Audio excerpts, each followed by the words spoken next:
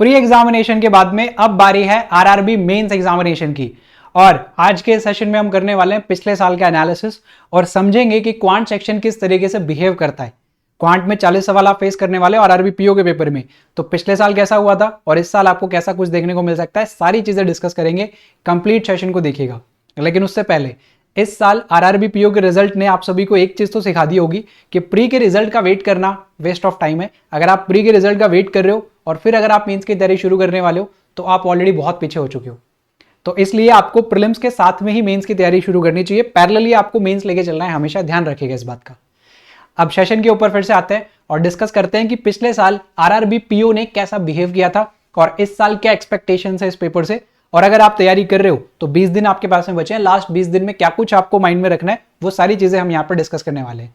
क्योंकि अगले 20 दिनों में जो एनर्जी आप लगाने वाले हो ना, वो सही डायरेक्शन में होनी चाहिए। आपको पता होना चाहिए कि कैसे बिहेव करते हैं ये पेपर। मेंस में, प्रीलिम्स में आपको काफी हेल्प हुई थी, मेंस में भी आपको काफी हेल्प होगी। तो 2023 में जब पेपर आया था तो किस तरीके से पेपर आया था और 2024 में आपको पेपर किस तरीके से देखने को मिल सकता है, वो सारी चीजें डिस्कस करने वाले हैं। तो अगर आप स्क्रीनशॉट लेना चाहते हो तो यहां से आप स्क्रीनशॉट लगा सकते हो। किस टॉपिक से कितने सवाल पूछे गए थे वो सारा कुछ मैंने यहां लिखा हुआ है, लेकिन एक्सप्लेनेशन बहुत जरूरी है तो मैं आपको एक्सप्लेन कर देता हूं कि चीजें जो है वो किस तरीके से पूछी गई थी। चलिए ध्यान से समझिएगा कि आपका जो पूरा का पूरा पेपर होता है वो 40 नंबर का होता है, सॉरी 40 क्वेश्चंस का होता है। 40 क्वेश्चंस आपसे यहां पे पूछे जाने वाले हैं। तो उन 40 क्वेश्चंस में ना किस तरीके से डिस्ट्रीब्यूशन हुआ है यहां पे, पहले तो वो समझते हैं। फिर उसके बाद में समझेंगे कि कौन सा टॉपिक हमारे लिए ज्यादा इंपॉर्टेंट है, कौन सा टॉपिक को हम थोड़ा अवॉइड भी कर सकते हैं। अगेन 3 हिस्से हैं, प्री एग्जामिनेशन में भी, मेंस एग्जामिनेशन में। जब आरआरबीज की बात आती है तो वहां पे मेंस में भी आपको वन लाइनर्स वाला पार्ट काफी देखने को मिलता है। तो पिछले साल कैसे पूछे गए थे सवाल, नंबर सीरीज से स्टार्ट करने वाला हूं मैं। तो नंबर सीरीज के जो सवाल थे वो 3 सवाल आपसे पूछे गए थे। सर ये नंबर सीरीज के सवाल कैसे थे, फॉर्मेट कैसा था, सवाल कैसे थे, किस लेवल के पेपर थे, वो भी सारे कुछ बताऊंगा। एक बार रुक जाओ, है ना, सारी चीजें एक बार समझ लो मेरे साथ में। अभी मैं सिर्फ और सिर्फ आपको सारी चीजें दिखा रहा हूं कि किस टॉपिक से कितने सवाल पूछे गए थे और किस तरीके के सवाल थे, वो भी हम डिस्कस कर लेंगे। वो सारी चीजें मैं आपको बता दूंगा। क्वाड्रेटिक इक्वेशन के 3 क्वेश्चन पूछे गए हैं। 3 क्वेश्चन है क्वाड्रेटिक इक्वेशन के, क्या फॉर्मेट रहा था, किस पैटर्न के सवाल थे, किस लेवल के सवाल थे, वो भी अभी समझेंगे। देन उसके बाद में क्वांटिटी बेस्ड क्वेश्चंस थे, क्वांटिटी 1, क्वांटिटी 2। और क्वांटिटी 1, क्वांटिटी 2 में 3 सवाल थे जिसमें अर्थमेटिक का सवाल भी था और उसके साथ में क्वाड्रेटिक इक्वेशन नंबर सीरीज के ये सवाल भी आपको वहां पे देखने को मिलते हैं। नंबर सीरीज क्वाड्रेटिक इक्वेशन जो है वो ये भी डाला जाता है क्वांटिटी 1, क्वांटिटी 2 में। ध्यान रखिएगा इस बात का। तो ये केवल अर्थमेटिक पे बेस्ड नहीं है, ये किसी भी टॉपिक के ऊपर बेस्ड है। वन लाइनर्स वाला पार्ट भी आता है और अर्थमेटिक वाला पार्ट भी आता है यहाँ पे। तो 3 सवाल यहां से पूछे गए थे। डेटा सफिशिएंसी के 3 सवाल पूछे गए थे और मेंस एग्जामिनेशन में एक्सपेक्टेड है, फिक्स्ड है, डेटा सफिशिएंसी के 3 सवाल आपके होंगे ही होंगे। और ये तीनों के तीनों सवाल जो है वो 2 स्टेटमेंट और 3 स्टेटमेंट वाले हैं। यहाँ पे आपको 2 स्टेटमेंट का सवाल भी मिलेगा और यहाँ पे आपको 3 स्टेटमेंट का सवाल भी मिलेगा। तो डेटा सफिशिएंसी जब भी आप बनाने वाले हो तो ध्यान रखिएगा कि 2 स्टेटमेंट के साथ में 3 स्टेटमेंट की भी प्रैक्टिस करनी है हमने, क्योंकि वहां दोनों पूछे जा रहे हैं। 3 सवाल यहां से पूछे गए थे। तो जो छोटे छोटे टॉपिक्स है ना, उनमें लगभग 3-3 सवाल जो है वो आपसे पूछे जा रहे हैं। फिर आ जाते हैं हमारे उन 2 टॉपिक्स के ऊपर जिनके ऊपर पूरा का पूरा क्वांट सेक्शन जो है वो बैठा हुआ रहता है। मेजॉरिटी ऑफ क्वेश्चंस जो होता है इन्हीं 2 टॉपिक से आते हैं, अरिथमेटिक और डीआई आरआरबीज में। अरिथमेटिक के 10 सवाल, प्री में भी 10 सवाल, मेंस में भी 10 सवाल। सर प्री और मेंस में फर्क क्या है? प्री और मेंस में फर्क ये है कि ये 10 के 10 सवाल आपको वेरिएबल वाले मिलते हैं। यहां पे आपको हर एक सवाल में वेरिएबल नजर आएगा और काफी अच्छा वेरिएबल का इस्तेमाल किया जाता है। प्री में भी नजर आता है कभी कभार, लेकिन वो बहुत ही छोटा सा होता है। लेकिन मेंस एग्जामिनेशन में एक्चुअली में आपको टेस्ट किया जाता है वेरिएबल्स के क्वेश्चंस के साथ में। 10 के 10 सवाल वेरिएबल वाले मिलेंगे। मेंस एग्जामिनेशन का अरिथमेटिक मतलब वेरिएबल, सीधी सी बात है, इसके अलावा नहीं आ रहे सवाल वहां पे। तो अगर मेंस एग्जामिनेशन का अरिथमेटिक टारगेट कर रहे हो, सिर्फ और सिर्फ वेरिएबल बेस्ड क्वेश्चंस को बनाओ। वेरिएबल के अलावा कोई सवाल आ रहा है तो फिर ज्यादा कैलकुलेटिव होना चाहिए वो, क्योंकि यहां पर एग्जामिनर रहम नहीं कर रहे हैं मेंस में।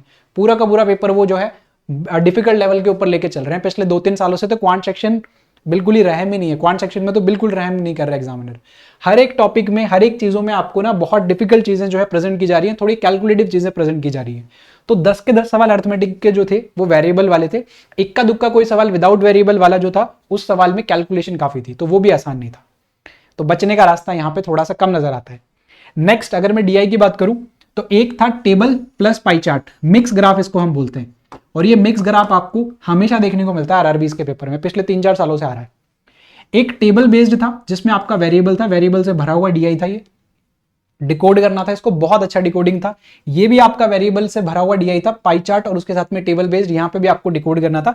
5 सवाल इनसे पूछे गए थे और एक केसलेट डीआई पूछा गया था जिसमें प्रॉफिट एंड लॉस का जिक्र किया गया था। और केसलेट डीआई थोड़ा कैलकुलेटिव होता ही है, डेटा को रिलेट करना पड़ता है, वो कहीं ना कहीं आपको वेरिएबल का इंट्रोड्यूस कराई देते हैं, है ना। सवाल में तो नहीं लिखा हुआ है लेकिन आपको एज्यूम करना पड़ जाता है केसलेट डीआई में कि let suppose 100x, let suppose 100y, इस तरीके से। तो ना चाहते हुए भी, एग्जामिनर ने दिया नहीं है लेकिन फिर भी वेरिएबल आ जाता है इसमें। तो पूरा का पूरा पेपर जो है मुझे वेरिएबल से भरा हुआ ही नजर आता है। नंबर सीरीज ये भी वेरिएबल्स के फॉर्मेट में आती है, क्वाड्रेटिक इक्वेशन भी वेरिएबल्स के फॉर्मेट में आता है, Q1 Q2 भी वेरिएबल्स के फॉर्मेट में आते हैं। तो पिछले साल तो ऐसा कुछ बिहेव किया था एग्जामिनेशन ने, है ना। इसका स्क्रीनशॉट लगाना चाहते हो, इसका स्क्रीनशॉट आप यहां से लगा सकते हो। अब मैं आपको बताता हूं कि 2024 में अगर हम लोग आ चुके हैं तो 2024 में क्या कुछ बदलाव देखने को मिल सकता है हमें क्वांट सेक्शन को लेकर। देखो थोड़ा सा डिस्ट्रीब्यूट करें, पेपर को डिस्ट्रीब्यूट करें, तो आपने देखा कि पिछले साल लगभग 15 जो क्वेश्चंस थे वो आपके डीआई के क्वेश्चंस थे। 15 क्वेश्चंस, 3 सेट आपके पास में आए थे। यहां देखोगे तो 15 + 10 25, और बाकी के जो 15 सवाल है वो यहां से आए थे आपके 12 सवाल। तो 12 सवाल यहां हो गए और ये वैल्यू आपके पास में 10 22 और उसके बाद में बाकी सवाल इसके थे, बाकी सवाल डीआईज के थे। यानी कि यहां पर 5 सवाल नहीं थे, यहां पे 6 सवाल थे, क्योंकि मुझे याद है जो बाकी के टॉपिक्स थे ना वो आपके पास में इतने ही थे। पिछले साल मैंने ये दिया था एग्जामिनेशन मेंस का, फिर आपको मैंने बताया भी था कि 40 में से मैंने 37 क्वेश्चंस बनाए, शेयर भी किया था आपके साथ में। तो ये सारी चीजें वहां पे पूछी गई थी। डीआईज के 6 सवाल थे, तो 15 नहीं थे, 18 सवाल थे डीआई के। ये लीजिए, यानी कि कितना बड़ा पार्ट है यार डीआईज का। केवल और केवल डीआईज जो है वो आपका अप्रोक्सीमेटली 50% एग्जामिनेशन कवर करके रखते हैं। 45 to 50% आपका जो पेपर है वो केवल और केवल डीआई से पूछा जाता है। 10% मतलब बाकी का जो आपके पास में 25% है वो हिस्सा आपका कौन कवर करके रखेगा? अरिथमेटिक कवर करके रखेगा। ये पूरा का पूरा पार्ट आपका अरिथमेटिक का होता है, ये पूरा का पूरा पार्ट आपका डीआई का होता है। आरआरबीज के पेपर की बात कर रहा हूं। और बचा हुआ जो 25 है वो आपके पास में मिसलेनियस पार्ट होता है। उस मिसलेनियस में सब कुछ ही आ गया, उसमें डेटा सफिशिएंसी आ गया, Q1 Q2 आ गया, नंबर सीरीज आ गया, क्वाड्रेटिक इक्वेशन आ गया, और ये आपके पास में पूरा का पूरा पेपर है। तो अब जब आप 20 दिन है आपके पास में, अब आपके पास में 20 दिन है, तो 20 दिन के हिसाब से अगर आप प्लान कर रहे हो तो सबसे इंपॉर्टेंट क्या नजर आ रहा है यहाँ पे? ऑब्वियसली 75% हिस्सा, वो ज्यादा इंपॉर्टेंट है। तो ये पूरा का पूरा हिस्सा आपको यहाँ पे नजर आ रहा होगा। इसकी प्रैक्टिस आपको दबा के करनी है बहुत अच्छे तरीके से। डीआईज जो है आपके पास में वो आपको डीआई सॉल्व करने हैं जिसमें बहुत ज्यादा वेरिएबल्स का यूज हो, बहुत ज्यादा डिकोडिंग हो, है ना। वैसे डीआईज की प्रैक्टिस आपको करनी है। कहां से करोगे अभी बता दूंगा। जितने भी आपके पास में मॉक टेस्ट है उन मॉक टेस्ट को आप जब लगाते हो तो कोशिश किया करो कि वो वाले डीआई सॉल्व करो जिसमें वेरिएबल हो, और ज्यादा से ज्यादा जो एग्जामिनर का फेवरेट पैटर्न है वो टेबल बेस्ड डीआई को लेकर है। हमेशा मैंने देखा है प्रीलिम्स में भी मेंस में भी टेबल बेस्ड जो डीआई है ना वो बहुत पूछे जाती है, चाहे आईबीपीएस पीओ हो, चाहे एसबीआई पीओ हो, चाहे आरआरबी पीओ, कोई भी एग्जामिनेशन हो। तो टेबल बेस्ड के साथ में अगर आपके पास में वेरिएबल है, प्रैक्टिस होनी चाहिए बहुत अच्छे से, डिकोडिंग होनी चाहिए बहुत अच्छे से। तो पहले आपको डीआईज के ऊपर फोकस करना है। अब देखो 3 डीआईज आपको एग्जाम में मिलती हैं, 3 डीआईज आपको एग्जामिनेशन में मिलेंगी। तीनों डीआईज कैलकुलेटिव होंगी, डेटा कैलकुलेट करना पड़ेगा, थोड़ा सा आपको चूज ही होना पड़ेगा। 3 डीआईज आपके पास में है तो थोड़ा सा आपको चूज ही होना पड़ेगा कि पहले मैं कौन सा करने वाला हूं, क्योंकि मेंस एग्जामिनेशन में पूरा पेपर नहीं करना होता है, कभी नहीं करना होता है, कभी भी पूरा पेपर नहीं करना होता है। तो बहुत मार्जिन होता है आपके पास में। आप तीनों डीआईज, जरूरी नहीं है कि आप तीनों डीआईज बनाओ। आप अगर बनाने वाले हो तो एक डीआई अगर आप अच्छे से बनाते हो जो आपको लगभग 6 से 7 नंबर दे सकता है। अगर एक नंबर का सवाल आता है तो 6 नंबर, और अगर थोड़ा बढ़ के आता है 2 नंबर वाला अगर आपने डीआई उठा लिया तो 10 नंबर तक भी आपको दे जाएगा। तो एक डीआई जो आप पिक करने वाले हो ना, वो डीआई आप वही डीआई पिक कीजिएगा जिसको देख के कॉन्फिडेंस आए, जिसको देख के लगे कि जो कीवर्ड्स यूज किए गए हैं, जो डेटा यूज किया गया है वो पढ़ने के बाद में समझ आ रहा है हमें। कई बार ऐसा होता है कि हम डीआईज को पढ़ना शुरू कर देते हैं और हम समझने में ही बहुत ज्यादा समय लगा देते हैं, 2 मिनट 3 मिनट 4 मिनट लग गए, डीआई समझ ही नहीं आ रहा है कि डीआई कहना क्या चाह रहा है। वैसे सवालों को अवॉइड कीजिएगा।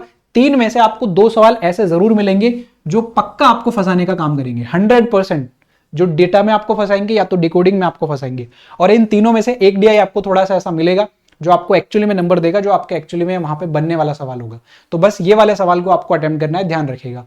तीनों डीआईज को एक बार नजर मार लीजिएगा, तीनों डीआईज पे नजर मारने के बाद में आप एक डीआई पिक करके कर सकते हो। Got it? तो ये करना ही करना है, ध्यान रखिएगा, डीआई सबसे इंपॉर्टेंट है। और अगर आपने 2 डीआईज निकाल लिए ना, 2 डीआईज अगर आपने निकाल लिए तब तो आपका पेपर क्वांट सेक्शन का बहुत बेस्ट जाने वाला है। देखना, अगर आपने दोनों डीआईज निकाल लिए बहुत बेस्ट जाने वाला है आपका पेपर, और डुएबल होंगे। आरआरबीज में बहुत मुश्किल नहीं होती है, लेकिन एक जो सबसे आसान वाला दिखेगा वही पहले करना है। जबरदस्ती चैलेंज नहीं करना है वहां पे एग्जामिनर को कि देखो मैं बनाऊंगा आपका मुश्किल वाला सवाल, नहीं, हमें नंबर से मतलब है। हमें DI से मतलब नहीं है कि मैं पाई चार्ट ही करूंगा या मैं टेबल ही करूंगा, नहीं, हमें नंबर से मतलब है, तो हम वो वाला DI पिक करेंगे जो हम जिसके साथ में हम थोड़ा सा फेमिलियर है और जिसमें हमारा कॉन्फिडेंस भी है। तो ये वाला पार्ट रखिएगा। फिर उसके बाद में अर्थमेटिक वाला पार्ट बहुत आता है। तो अर्थमेटिक में 10 सवाल आपको मिल रहे हैं। 10 क्वेश्चंस में से पहला टारगेट आपका होना चाहिए 4 क्वेश्चंस मुझे निकालने हैं, क्योंकि अर्थमेटिक के जो क्वेश्चंस होंगे वो बहुत कैलकुलेटिव भी होंगे। आपको लगेंगे कि यार ये सवाल मेरा हो जाएगा, लेकिन कहीं ना कहीं वो डेटा में फंसाता है फिर। तो जो 4 सवाल आप निकालने वाले हो ना, वो 4 सवाल वही टॉपिक से निकालोगे जो आपके स्ट्रांग है। अब 10 टॉपिक होते हैं आपके पास में, 4 टॉपिक तो आपके स्ट्रांग हो गए होंगे ना अभी तक बहुत अच्छे से। टाइम एंड वर्क बहुत स्ट्रांग हो गया सर मेरा, प्रॉफिट एंड लॉस बहुत स्ट्रांग हो गया मेरा, टाइम स्पीड डिस्टेंस मेरा बहुत स्ट्रांग हो गया, एलिगेशन मिक्सचर मेरा बहुत स्ट्रांग हो गया। ये 4 टॉपिक पिक कर लिए, चारों में से सवाल मिलेंगे आपको, तो पहले इन्हीं चारों को खत्म करो। ये चारों आपके स्ट्रॉन्ग टॉपिक से निकल के आ गया सवाल, सारे के सारे अटेम्प्ट कर लिए। नेक्स्ट टारगेट होना चाहिए 6 क्वेश्चंस का, कि मैंने 4 बना लिए, अब मुझे अरिथमेटिक से 6 बनाने टोटल। तो अगले जो 2 क्वेश्चंस होंगे ना, वो 2 क्वेश्चंस आप पिक करो अगले 6 में से, कौन से टॉपिक में थोड़ा जहां लगता है कि हाँ भाई ये वाला सवाल थोड़ा सा डुएबल लग रहा है, वही वाला सवाल उठाना है। यानी कि बहुत चूजी होना है, ध्यान रखिएगा मेरे इस बात का। मेंस एग्जामिनेशन में सब कुछ नहीं करना होता है, प्री एग्जामिनेशन में सब कुछ करना होता है, मेंस में सब कुछ नहीं करना होता है। मेंस में आप जो मार्जिन यूज करने वाले हो उसको स्मार्टली यूज कर लोगे तो एग्जामिनेशन आपका निकलेगा काफी अच्छे से। कैलकुलेशन बहुत होगी, तो जिस भी सवाल को आप उठाने वाले हो उस सवाल में कैलकुलेशन करने के लिए रेडी रहना, पहले इस बात का स्पेशली ध्यान रखोगे। तो यहां से 4 सवाल वो उठाएंगे जो हमारे टॉपिक बहुत स्ट्रॉन्ग है, जिसकी प्रैक्टिस हमने बहुत कर ली, रात दिन हमने जिसकी प्रैक्टिस की है, वही वाले 4 सवाल। फिर नेक्स्ट टारगेट हमारा नेक्स्ट 2 क्वेश्चन करेगा। DI हमने निकाल लिया, अगर 2 DI निकालने तो ऑल गुड, 10 से ज्यादा क्वेश्चन हमने बना लिया यहाँ पे। अगर यहां से मैं 6 क्वेश्चन निकाल लेता हूँ, 16 क्वेश्चन आपके टोटल यहां से निकल के आ गए, 16 क्वेश्चन। और अगर मान लीजिए पिछली बार तो कंपोजिट टाइम होता था, तो इतने करने के बाद में स्टूडेंट क्या होते थे, स्विच कर जाते थे, 15-18 करने के बाद में स्विच कर देते हैं। इस बार मान लीजिए कि आपको सेक्शनल टाइम दे दिया, तो आपके पास में समय है, तो वो जो समय है ना आपके पास में, उसमें आपको ये मिसलेनियस वाला पार्ट को करना चाहिए। और सीक्वेंस क्या रखोगे, सीक्वेंस बता रहा हूं अभी। DIs एक पिक करना है, अरिथमेटिक ऐसे करना है, जो मिसलेनियस वाला पार्ट है उसको सबसे पहले, क्योंकि प्रीलिम्स एग्जामिनेशन में भी हमने यही किया था और मेंस में भी यही करेंगे कि जो 1 लाइनर्स वाला दिखता है, ये 1 लाइनर्स वाला दिखता ही है मेंस में, होता नहीं है 1 लाइनर्स वाला, जिसमें आपका नंबर सीरीज आता है, उसके साथ में आपका क्वाड्रेटिक इक्वेशन आता है। यहां से सवाल आते हैं हर एक बार। पहले तो आप नंबर सीरीज और क्वाड्रेटिक इक्वेशन को उठाओगे, 6 सवाल आपको मिलेंगे, लगभग 6 से 7 सवाल। मैक्सिमाइज करने की कोशिश करना कि 4 निकाल लो, 5 निकाल लो, नहीं तो 3 तो मिनिमम आपके निकलेंगे दोनों टॉपिक से मिला के, अगर प्रैक्टिस अच्छी खासी है तो। फिर उसके बाद में ये आपका कंप्लीट हो गया। डेटा सफिशिएंसी में कॉन्फिडेंस नहीं आ रहा है, स्किप करो, क्वांटिटी बेस पे आ जाओ। क्वांटिटी बेस पे 2 सवालों को सॉल्व करना है, कंपैरिजन करना है। वेरिएबल से भरे हुए रहेंगे, ध्यान रखिएगा मेरे इस बात का, बिना वेरिएबल एग्जामिनर बात ही नहीं कर रहे। जब ये आपका काम कंप्लीट हो जाएगा, फिर आपको आना है DIs के ऊपर, DIs को पिक करना है। फिर DIs जब आप सॉल्व कर लोगे, फिर आपको अरिथमेटिक के ऊपर आना है, और पूरा का पूरा जो पेपर है इसी तरीके से आपको चेक करना है। जैसे प्रीलिम्स एग्जामिनेशन में किया था, वैसे ही आपको मेंस एग्जामिनेशन में भी करना है। डिस्ट्रीब्यूशन आपके पेपर का ऐसा होता है, ठीक है, 50% DIs का पार्ट, लगभग 25% आपका अरिथमेटिक, और लगभग 25% 1 लाइनर्स वाला पार्ट आपको वहां पे देखने को मिलने वाला है। उम्मीद कर रहा हूं तैयारी काफी अच्छी चल रही होगी। यहाँ पे भी हम तैयारी कर रहे हैं और पेड क्लासेस में भी हम तैयारी कर रहे हैं, तो इस बार समय भी काफी मिल गया। बहुत सारी क्लासेस यूट्यूब पे भी हो चुकी हैं, आपकी तैयारी बहुत अच्छी चल रही होगी, मुझे पता है। तो कॉमेंट में बताना जरूर कि तैयारी फिलहाल कैसे चल रही है। पूरा का पूरा मैंने आपको प्रॉपर बता दिया, पिछले साल कैसा बिहेव किया था, इस साल कैसा बिहेव कर सकता है एग्जामिनेशन में, यही सारी चीजें मिलेंगी। इसी तरीके से डिस्ट्रीब्यूशन होगा, इसी तरीके से आप यहाँ पे टारगेट कर सकते हो। मैक्सिमाइज करने की कोशिश करना स्कोर को, क्योंकि सेक्शनल टाइमिंग है, स्विच करने की जरूरत नहीं है। तो जितना भी समय आपको मिलता है उसमें मैक्सिमाइज करोगे कैसे, 1 लाइनर्स, देन DI, देन उसके बाद में अरिथमेटिक। गॉट इट, क्लियर हो गया। अब प्रॉब्लम ये है सर कि हमें समझ में कैसा आएगा कि कैसे DIs आ रहे हैं, कैसा नंबर सीरीज आ रहा है, कैसा क्वाड्रेटिक इक्वेशन आ रहा है। ये सारी की सारी चीजें आपने बता तो दी, लेकिन समझ नहीं आता कि किस टाइप के आएंगे सवाल, लेवल क्या आएगा उनका, फॉर्मेट क्या आएगा उनका। तो उसके लिए मैंने आप सभी के साथ में एक सीरीज शुरू की है मेंस की। अगर आपको पता हो, चैनल के ऊपर अगर आप हैं तो एक बार विजिट जरूर कीजिएगा। इस पूरी की पूरी जो सीरीज है, ये पूरी की पूरी सीरीज आप देख रहे हो यहाँ पे, इस पूरे की पूरी सीरीज में मैंने आपको सब कुछ सिखा दिया है। क्वाड्रेटिक इक्वेशन जो मेंस वाला फॉर्मेट है, वो मैंने इस पूरे के पूरे सेशन में कंप्लीट करवाया, जो RRBs में पूछा जाता है। नंबर सीरीज किस फॉर्मेट में है, जो नया फॉर्मेट पिछली बार थोड़ा सा इंट्रोड्यूस हुआ है, वो नया फॉर्मेट मैंने इसमें आपको करवाया। ये क्लास आपको कंप्लीट करनी है। उसके बाद में टेबल बेस्ड DIs जो है, वो किस टाइप की टेबल बेस्ड DI है, पैटर्न क्या है, किस तरीके से डिकोडिंग करना है, किस तरीके से कोड किया जाता है, उनको कैसे कोड किया जा रहा है, जो टेबल बेस्ड DI है। अगेन देखो, 2 सेशन मैंने लिए हैं टेबल के, क्योंकि मुझे पता है एग्जामिनर का फेवरेट है एग्जामिनर का, है ना। आपको जाके ज्यादातर चांसेस ये है कि टेबल वाले DI वहां पे देखने को मिल जाएगा। फिर एक पाई चार्ट जो आया था, मैंने पाई चार्ट भी कंप्लीट करवाया था। पाई चार्ट में भी आपको देखना है कि किस तरीके का पाई चार्ट वहां पे पूछा जाता है, आरआरबी क्लर्क में कैसा आता है, पीओ में कैसा आता है। फोकस करना कि आप फॉर्मेट पकड़ जाओ, है ना। फॉर्मेट एक बार आपने पकड़ लिया ना तो उसके बाद में चीजें आपके लिए आसान हो जाएंगी। फिर उसके बाद में अर्थमेटिक वाला जो पार्ट आता है उसमें मैंने एजेस और टाइम एंड वर्क करवाया था इस सेशन में, ये भी आपने कंप्लीट कर लेना है। इसमें आपको क्वेश्चंस मिलेंगे वो पैटर्न के, वो फॉर्मेट के जो रियल एग्जामिनेशन में पूछे गए हैं। देन उसके बाद में एक मॉक टेस्ट हमने लगाया था सारे के सारे सवालों को मिक्स करके। ये मॉक लगा लेना, लगभग 2,500 लोगों ने अभी तक लगाया है और मैं चाहता हूं कि इस मॉक को एटलीस्ट 10,000 लोग तो लगाएं। तो ये मॉक टेस्ट आप जरूर से जरूर सॉल्व कर लेना। आज हमारी जो क्लास हुई थी वो पार्टनरशिप की और प्रॉफिट एंड लॉस की हुई थी, यानी कि इस पूरे के पूरे क्रैश कोर्स में मैं आपको सारी चीजें सिखा रहा हूं कि मेंस एग्जामिनेशन में कैसा फॉर्मेट होता है, कैसे सवाल होते हैं, और साथ ही साथ में आपको क्वेश्चंस की प्रैक्टिस भी करवा रहा हूं, वो भी यूट्यूब पे।